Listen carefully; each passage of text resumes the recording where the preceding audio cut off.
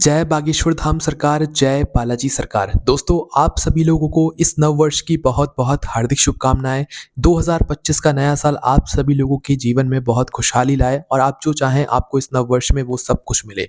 और दोस्तों, इस नव वर्ष के पहले दिन 1 जनवरी 2025 को अगर आपने अपने घर में ये 3-4 काम कर लिए तो आप ये मानकर चलना कि आपका जो नया साल है 2025 का, ये आपके लिए बहुत ही अच्छा साबित होगा। कभी आपके घर में पैसों की कमी नहीं होने वाली, कभी आपके घर में लड़ाई झगड़ा नहीं होने वाला और सब कुछ अच्छा ही अच्छा यहाँ पर चलने वाला है। अगर आप ये 3-4 गलतियां करते हो तो नए साल पर ही ठीक कर लेना, फिर आप खुद चमत्कार देखना कि हाँ, आपके घर में कैसे सब कुछ ठीक होना शुरू हो जाता है और कैसे पॉजिटिव एनर्जी आपके घर में आना शुरू हो जाती है।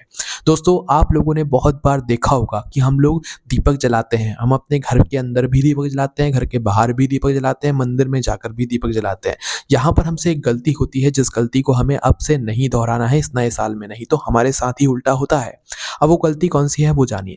देखिए, आप जब भी दीपक जलाते हो, दीपक की बात अलग है, दीपक आप बनाकर तैयार कर लेते हो, ठीक है। उसके बाद में आप जब भी जलाते हो तो आप क्या करते हो, माचिस आपने जलाई, माचिस की जो सीख है उस सीख को जैसे ही आप लोग दीपक से लगा देते हो, दीपक से जला देते हो, तो दीपक से जलाने के बाद आपकी जो माचिस की सीख है उसे आप वहीं का वहीं पटक देते हो और आप उस पर ध्यान नहीं देते। यहीं पर आप कर देते हो गलती। अगर आप दीपक को जलाने के बाद उस जली हुई माचिस की सीख को या तीली को वहीं के वहीं पटक देते हो तो इससे भगवान नाराज होते हैं और ये चीज़ आपको नहीं करनी चाहिए, ठीक है। तो आप अपने घर में दीपक जलाओ, चाहे घर के बाहर तुलसी मैया जी के क्यारे में दीपक जलाओ, चाहे घर के मेन गेट पर दीपक जलाओ, चाहे शिव जी के मंदिर में जाकर या किसी के भी भगवान के मंदिर में जाकर आप दीपक जलाओ। एक बात का आपको हमेशा ध्यान रखना है कि आपको अपनी माचिस की तीली को जो कि आपने जला दी है अभी, उसको वहीं के वहीं नहीं पटकना है, उसको साइड में पटकना है। जहाँ पर आप दीपक रखने वाले हो उस जगह से थोड़ा सा साइड में पटकना है और ना तो भगवान के सामने उस जली हुई तीली को पटकना है, ठीक है। इस बात का आप लोगों को ध्यान रखना है ना।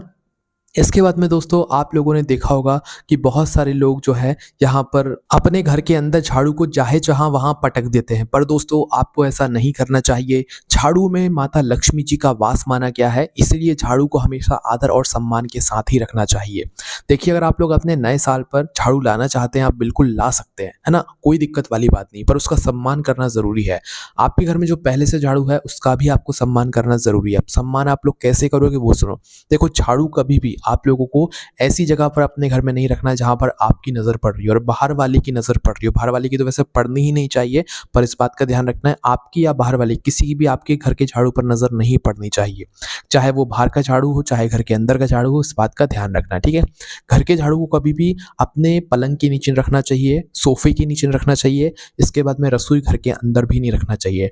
हमेशा झाड़ू को ऐसी जगह छुपा कर रखना चाहिए जहां पर जो है कोई जाता ना हो, ज्यादा एकांत की जगह हो और वहां हमारी ज्यादा नजर भी ना पड़ती हो। और ध्यान रखिएगा कि आपके जो झाड़ू है उसमें आपकी बार बार ठोकर भी नहीं लगनी चाहिए, ये अच्छा नहीं माना जाता है ना। तो ये बात भी आप लोग ध्यान रखिएगा, अपने झाड़ू का आदर और सम्मान आज से ही करना शुरू कर दीजिएगा। इसके बाद में दोस्तों, आप लोगों को पता होगा कि माताएं बहनें जब भी अपने घर की रोटी बनाती हैं तो पहली रोटी हमेशा गाय की होती है। पर दोस्तों, यहाँ पर गलती ये होती है कि गाय की जो पहली रोटी होती है वो पहले उसके मुंह में जा ही नहीं पाती है। हम लोग क्या करते हैं, पहले खुद भोजन कर लेते हैं, उसके बाद में वो रोटी गाय को दे देते हैं, है ना। इसी बीच में आप लोगों का ये भी सवाल होता है कि भैया रोटी क्या गाय को ही देना जरूरी है, बैल को हम नहीं दे सकते? तो ऐसा कुछ भी नहीं है। आप गाय अगर आपको नहीं दिख रही है तो उस जगह पर आप बैल को भी वो पहली रोटी दे सकते हो, कोई दिक्कत वाली बात नहीं है, ठीक है। पर आप सभी लोगों के घर के सदस्य से भोजन करने से पहले आपको वह पहली रोटी गाय के मुख में देनी चाहिए, ये सही माना जाता है। अगर आप ऐसा नहीं करते तो फिर वो पहली रोटी का मतलब ही क्या होता है ना।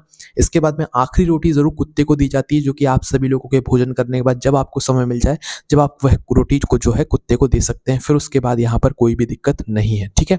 इसका आप लोगों को यहाँ पर ध्यान रखना है ना। तो ये बात भी आप लोगों को समझ आई। इसके बाद में दोस्तों, आप सभी लोगों ने देखा होगा कि हम लोग जो है कुछ ऐसे दिन होते हैं, मतलब कि तुलसी मैया को जिस दिनों में हमें नहीं छूना चाहिए पर हम गलती से उस दिन भी छू लेते हैं ना। तो कुछ लोग तो देखो यहाँ पर ये कहते हैं कि भाई बुधवार के दिन तुलसी को नहीं छूना चाहिए, कुछ लोग कहते हैं गुरुवार के दिन तुलसी को नहीं छूना चाहिए, कुछ लोग कहते हैं रविवार के दिन तुलसी को नहीं छूना चाहिए, कुछ लोग एकादशी को कहते हैं ना। तो भाई सच्चाई क्या है वो देखिए, जो तुलसी मैया होती हैं, जो भी विशेष पर्व होते हैं उस दिन भी उनका भी व्रत होता है। जिस तरीके से आपका व्रत होता है उस दिन उनका भी व्रत होता है।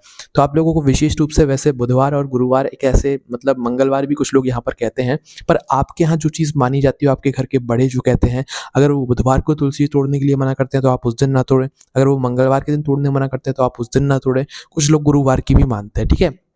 और जो हम आपको बता रहे हैं वो बुधवार के दिन की बता रहे हैं। बाकी आप लोगों के यहाँ जैसा भी माना जाता हो, आप उस दिन तुलसी ना तोड़ा कीजिए। रविवार के दिन भी बिल्कुल तुलसी नहीं छोड़नी चाहिए। आप पानी डाल सकते हैं रविवार के दिन, क्योंकि उस दिन कोई व्रत वगैरह नहीं होता है, ठीक है? पर रविवार के दिन तुलसी तोड़ी भी नहीं जाती है, ना तो छुई जाती है। एकादशी के दिन ज़रूर ना तुलसी तोड़ी जाती है, ना पानी डाला जाता है उसके अंदर। इस बात का आप लोगों को ध्यान रखना है। कभी-कभी हम मजबूरी में भूल जाते हैं और ऐसी गलतियाँ कर देते हैं, तो इसका जो है गलत ही प्रभाव हमारे ऊपर पड़ता है। इसलिए इस बात का आप लोगों को आज से ही ध्यान रखना जो है यहाँ पर शुरू कर देना है, ठीक है? इसके बाद में दोस्तों अब हम आप लोगों को जो अगली बात बता रहे हैं, ये आप सभी लोगों के लिए बहुत ही ज़्यादा विशेष है।